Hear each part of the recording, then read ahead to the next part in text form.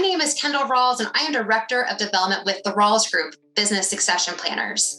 And as succession planners, we are in the business of celebrating succession.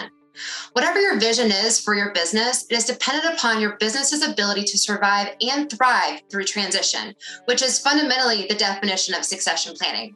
COVID-19, supply chain issues, talent shortages, and consolidations, as well as acquisitions, are all examples of transition.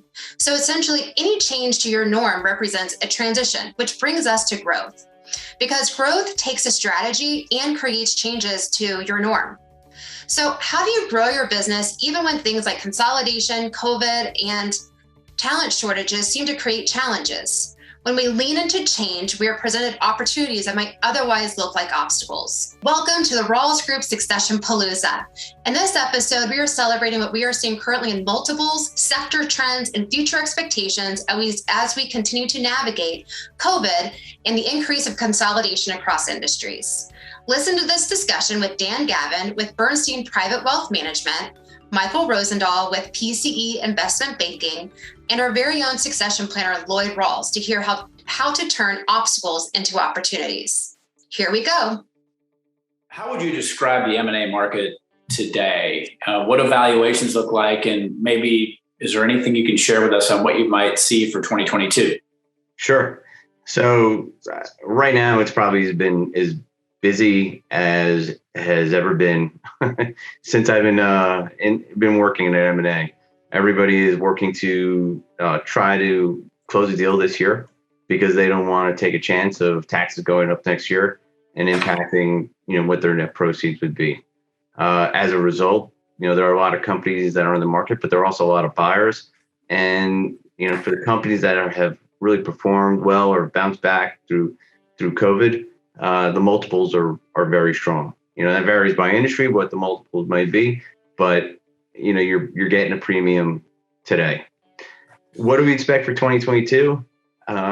We still expect it to be really active because there are still a lot of buyers out there who are looking to put capital to work, whether that's a strategic buyer who just happens to have a fair amount of cash on their balance sheet and access to cheap debt, or you got all the private equity groups that are looking to put a lot of their capital to work over the next few years because they need to start investing the money so they can start building the companies and then realize it in the latter half of their funds. So we have high expectations going into 2022. So Mike, what are the hottest sectors today in the M&A field as far as businesses goes?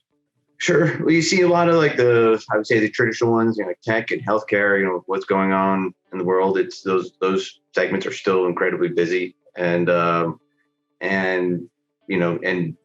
the activity is very, very strong. But you're also seeing a fair amount of activity in business services and industrial services, industrial manufacturing. I mean, there's a lot of activity in those segments. Also, I would say logistics has become even more critical in this environment, and you're seeing a lot of activity in that space as well. Hey, Mike, I have a question.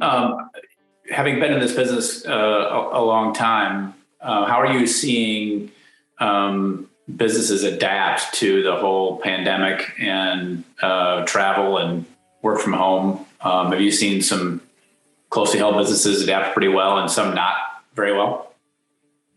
Yes, I'd say some of most of the people we've seen that have adapted well, I'd say I've seen people in industries that have continued to perform.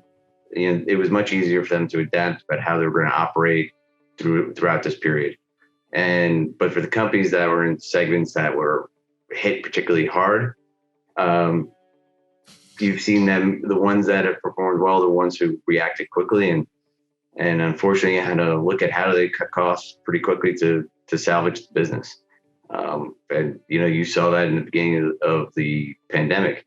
There were pretty significant job losses, but the good ones, they've put in, no matter whether in a performing or non-performing sector, they figured out how to get people working, whether depending on the business, whether it's remotely or bringing them back to the office. But if they're bringing them back to the office, how do we do it safely?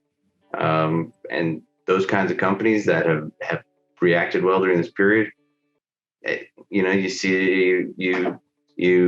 see all the indicators. They've got the good people, they got the good management, and they have a good culture that they know how to take care of their people, and that helps make them successful. Wow, what a great discussion from our experts. Consolidation has been a trend for some time now, and COVID has picked up activity even more.